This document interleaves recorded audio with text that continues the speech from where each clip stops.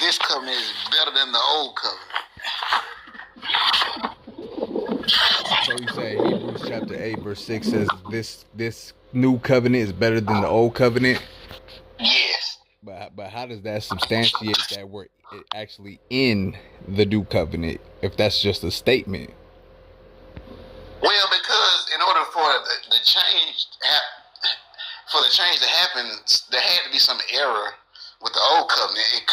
It wasn't good enough. So Jesus had to bring about the new covenant. Right. Okay. The old covenant could not save us. The old covenant could not save us. Right. So is Hebrews chapter 8 verse 6 your only standpoint to kind of get that understanding from? Like what else? What other verses do you have? No, we go to Hosea 2:11. We can go to what is it? Hosea 2:11. What's the other one? Where it says that the Sabbath will be done away with, the new moon will be over with, the festivals will be over with. So what else? Would that be over with only for a time or forever? And even forever. Forever and even forever. So how do you deal with the vision of the new kingdom, right? The third temple in the book of Ezekiel, chapter 46 to 48. What kind of captivity were they under in Ezekiel? No, I'm talking about the vision of Ezekiel, of his vision of the new kingdom, the third temple. Yeah, but I mean, when we look into these prophets, we got to know what the condition of Israel was, right? That doesn't have any bearing on a vision of a later prophecy that is to come pertaining to the kingdom, right? It's not nothing that Ezekiel is talking about in his time frame. We're talking about a vision that he had that pertains to the new kingdom, where they will be keeping the Sabbaths and the new moons. So you believe that we're supposed to keep the Sabbath day today? Yes, of course. Why wouldn't we? How do you keep it? How do you keep it according to the law? 6 days. Okay, so what do you do on the Sabbath? What time do you start your Sabbath? You said what time, as in like what time of day? What time of day? You said what time of day? Uh-huh. The Sabbath starts at evening. That's right, 6 p.m. to 6 p.m. Okay. No, you can't say that because sometimes the hour changes. Sometimes it get dark at 5, and some seasons it get dark at 8. So during this season, when do you keep it? What time period? It's sunset to sunset, evening to evening. What time it get dark? Like around what 5 something? Yeah, about 5 or 6, between 5 and 6. Yeah, it'll be around that time. Okay. So, do you travel on the Sabbath? Do you ever move around? Or you stay at home all day? So there's no law against traveling on the Sabbath. That's not how they did it in the Old Covenant. Well, it showed me that in the scriptures, where it's a sin to travel on a Sabbath day. Well, before we get there, let's address the new covenant, because I don't want to go forward with that. So, how are we in the new covenant if some of the stipulations pertaining to the new covenant is not enacted or in place at this time? For example, what are you referring to? I'm referring to, let's go read it. Let's go to Hebrews 8. You got your Bible on you? You got some scripture? Yeah, I mean, I gotta get out the app, but I can look it up on my phone. Okay. Well, if you look it up on your phone, it's gonna cause you to leave this app, and then we won't be able to hear you. So I'll just read it. No worries. So Hebrews 8 and what? Verse 8, right? Hebrews 8. You can do 8, verse 1 through 6, or 8 through 8, verse 1 through 8. That's fine. So you want me to start at verse 1? Yes, sir. All right, no problem. Right, so Hebrews 8 and chapter 1, or chapter 8, verse 1, right? It says, now the things which we have spoken, this is the sum. We have such an high priest who is set on the right hand of the throne of the majesty in the heavens, a minister of the sanctuary and of the true tabernacle which the Lord pitched, and not man. For you want to exegete, or you just want me to read through it? Yeah, you keep reading through 8. Okay. Verse 3. For every high priest is ordained to offer gifts and sacrifices, wherefore it is of necessity that this man have someone also to offer. Right? This is talking about Christ. For if he were on earth, he should not be a priest, seeing that there are priests that offer gifts according to the law, who serve unto the example and shadow of heavenly things, as Moses was admonished of God when he was about to make the tabernacle. For see, saith he, that thou make all things according to the pattern showed to thee in the mount. But now hath he obtained a more excellent ministry, by how much also he is the mediator of a better covenant, which was established upon better promises. Right, you want to exegete that verse before I move on? Yeah, that's fine. Go ahead. Exegete. So, what they say, what is it, a better covenant with better promises? It says, but now hath he obtained a more excellent ministry, by how much also he is the mediator of a better covenant, which was established upon better promises. So what was the old covenant is the question. The old covenant was the covenant that Moses made with the children of Israel, according to Exodus chapter 24. Right, so now we're under a better covenant now, right? But the text doesn't say that we're under it. It's just said that these promises are established upon a better covenant, not that we're under it. This text doesn't imply that we're under it at this moment. It don't say that in the text. It's basically just giving an explanation of what the covenant is going to bring forth, and that it is established upon better promises. So what church do you remember of? K.O.Y Israelites. Okay.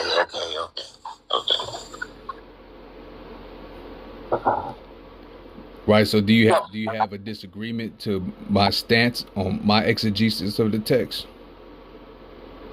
Oh yeah, I mean, I just believe that we're under the new covenant now, after Jesus' death. I got you. We're gonna figure that out. We're gonna see right now, right? So let's keep reading. Verse 7. Now, I got a question. What state are you in? I'm in Cali. Oh Lord, I'm about to leave you, boy. I'm in Georgia. Oh yeah. Right. So look, let's read verse 7 now. For if that first covenant had been faultless, then should no place have been sought for the second. Right? We'll keep reading, or you want to exegete that? You keep reading. All right, verse 8. For finding fault with them, he saith. So real quick, who is the them here in this text? Okay, repeat that for me. About the them. Read it in context for me. So verse 8 says, for finding fault with them, right? Who is the them here? I don't know. I gotta.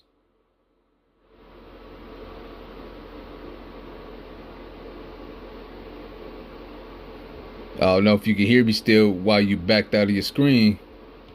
But no, I think he can still hear you. He just can't say that. Yeah. So I'm saying he can still hear me. He's probably checking the verse on his phone, but that's fine. Give him some time to come back. It's because I asked him who's the them here. I think he wants to read the text himself. Yeah. That's why you got to keep your sword on you, man. Keep your sword, ready to swing, no matter where you at. Gotta keep the sword and the dagger.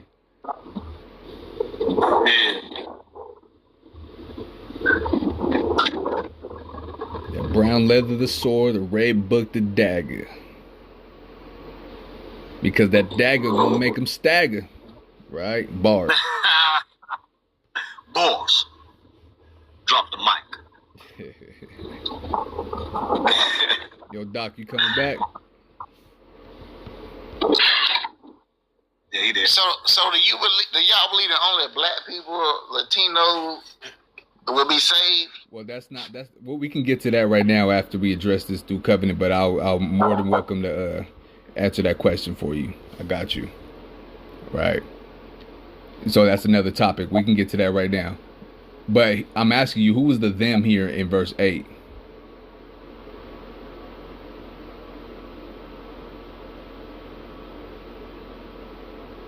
He went back to read.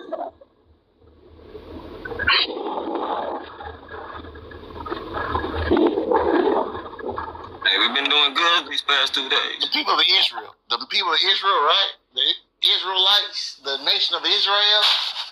Right. It literally tells you that in the end of the verse, right? Let me keep reading. For finding fault with them, he says, behold, the days come, saith the Lord, when I will make a new covenant with the house of Israel and with the house of Judah.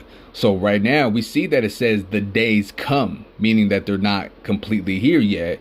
And then it says, when I will make, not that I have made, it says I will make.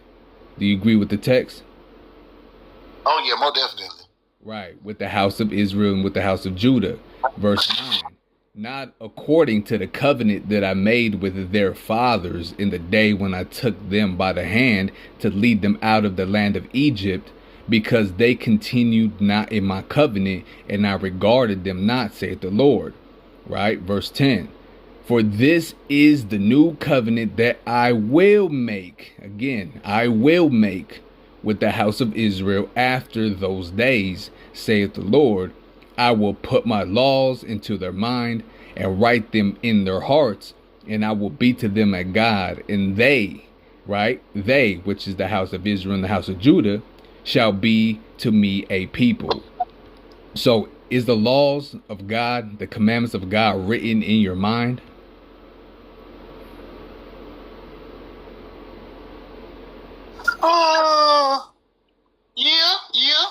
Yeah.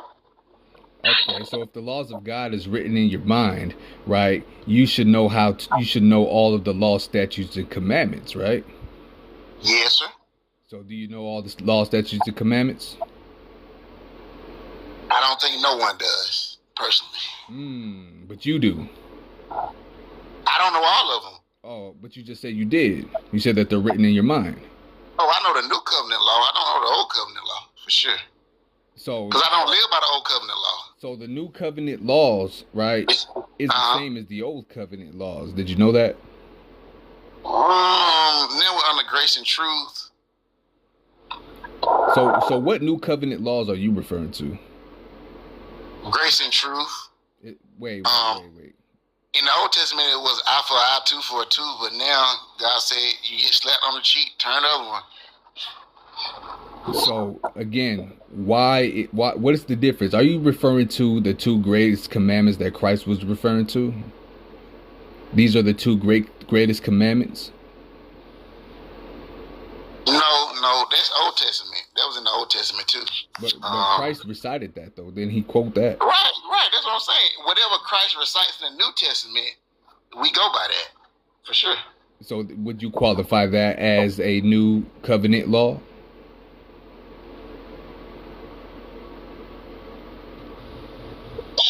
Sure. Yeah. Okay, but watch this though, right?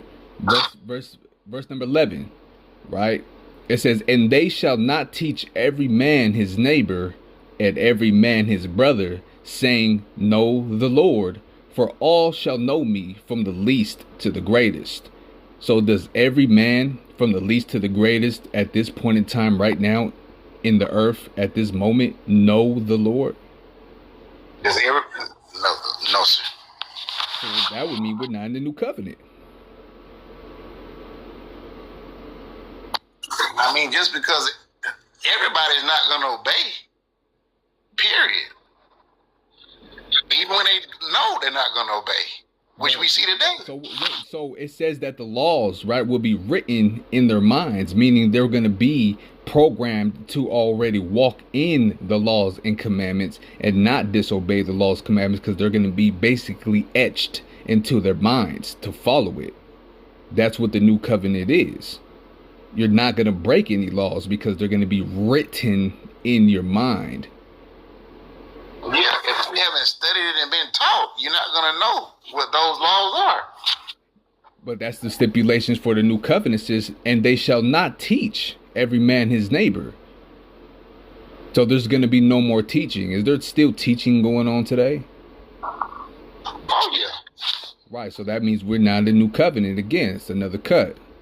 Now, what does it mean to know the Lord? A covenant happens, blood has to be shed for a covenant to begin. Is that correct? That's correct.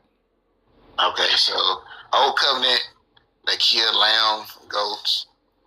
New covenant came into when Christ was killed on the cross. So let me ask you real quick. What does it mean to redeem something? Is redeemed the same as saying purchase? Yes. That's right. So if you purchase something, let's say you buy something on Amazon, right? As soon as you press checkout, purchase, right? And it takes the money out of your account, do you get that item right there that very second in a flash? Not on Amazon. If I was in the store, I would. If you were in the store, you would. But not on Amazon, no. So is it purchased as in a time frame coming? Doesn't that mean that what? Still prophecies and things have to take place before this new covenant is fully established? No, I mean the only thing that hasn't been fulfilled is Jesus coming back again. That's the only thing that hasn't been fulfilled. Interesting. So and also what? Destroying the children of Sheth, according to the book of Numbers, right? Okay. And destroying these nations. So again, let me ask you real quick again, verse 11. What does it mean to know the Lord? Because here it says that they shall not teach every man his neighbor and every man his brother, saying, know the Lord, for all shall know me, from the least to the greatest. So from the least to the greatest, all will know the Lord. What does it mean to know the Lord?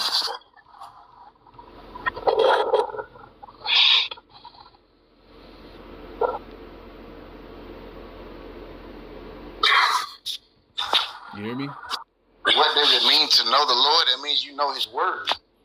You know His. It means you know the Word. Bible. You know the Bible, Okay, let me watch this. So let me read 1 John chapter 2. Right? I'm going to show you what it means to know the Lord. This is the book of 1 John chapter 2 and verse number 3. And hereby we do know that we know him, if we keep his commandments. He that says, I know him, and keepeth not his commandments, is a liar, and the truth is not in him. So again, what does it mean to know the Lord? So you keep all 600 of them. You keep every commandment. I keep the commandments that pertains to me, because there's some commandments that pertain to women. There's some commandments that pertain to the Levitical priesthood, etc. So again, what? Okay, so name me all the ones that pertain to you. Hold on. Let me. No. I want you to name them for me. I got time. But you got time. Then you can answer the question I posed first before you threw that in there on second base. No, go ahead and name me. Just name me all the commandments. I'm waiting. I don't know all the commandments off of heart. That's the point, because we're not in the new covenant. Oh, you don't know the commandments by heart, right? Of course not. Okay, no, exactly. So you can't keep the old law. You cannot keep it. That means we not in the new covenant. Then if I don't know all the law to recite off the top of my mind, because they're not written in my mind. That's the point. We not in the new covenant. So you cut yourself with that question.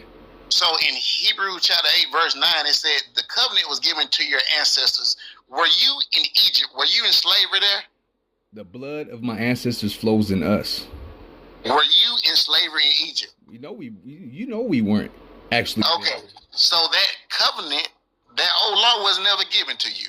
That's not true. That is true, 100%. So then, why is there stipulations of the curses that will flow unto the generations after generations forever? Are you cursed? I'm not cursed. Are you cursed? Oh, so okay, look, now you moving the goalpost and you taking a straw man. We're not talking about that. Again, I asked you, what does it mean to know the Lord? Look, I just want you to name all the commandments for me. I'll wait.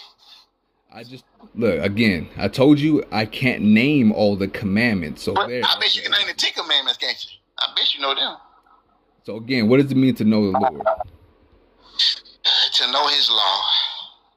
To keep his commandments is what it says. Mm-hmm. Right? And how many commandments do you keep? Hold on. Right? We I just want to know how many commandments you keep. That's all I want to know. One thing at a time, Doc. One thing at a time. So, first of all, your answer was incorrect, right? To know the Lord is, let me read it again. 1 John. I said to know his word. I am correct. You said to know his word. But here it says, and hereby we do know that we know him if we keep his commandments. If you know his word, you're gonna obey and keep it. If you know it. So to know the Lord according to this text means to keep his commandments, yes? Uh-huh. I'm sorry, I didn't hear you. What? That's correct. Right. So in Hebrews 8 it says that they all shall know me from the least to the greatest. Does everybody know the Lord and or keep his commandments at this time? Does everyone? No, some people do. But not all though, right? Correct. That means we're not in the new covenant. That's a dagger.